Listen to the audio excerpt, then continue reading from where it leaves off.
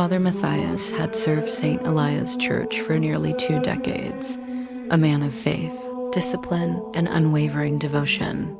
When renovations began on the ancient building, the workers uncovered a hidden trapdoor beneath the altar, sealed with iron, dust, and centuries of silence.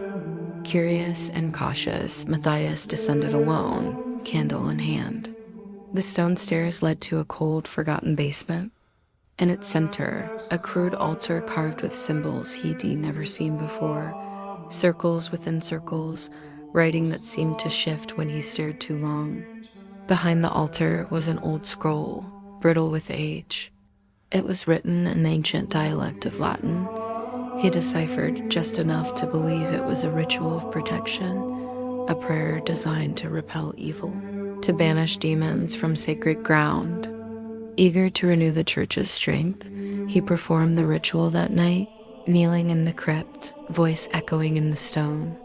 He chanted the words, drawing the symbols in his own blood as instructed, but the air didn't grow lighter, it grew heavier.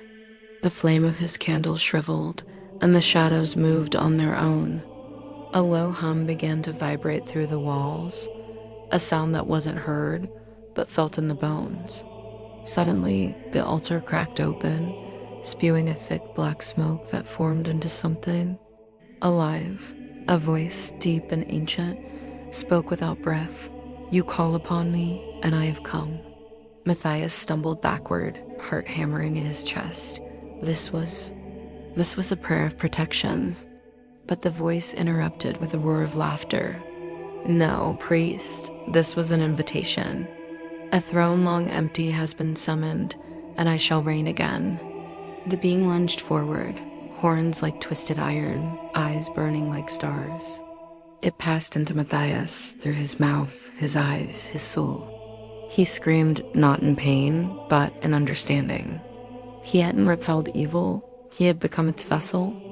Days later, the congregation gathered for Sunday Mass. The church looked the same, but Father Matthias smiled in a way he never had before. His voice was deeper, his eyes too still. And when he raised the chalice, the wine inside had turned to blood. No one left that Mass alive. And beneath St. Elias, the crypt still pulses, waiting for the next faithful soul to pray.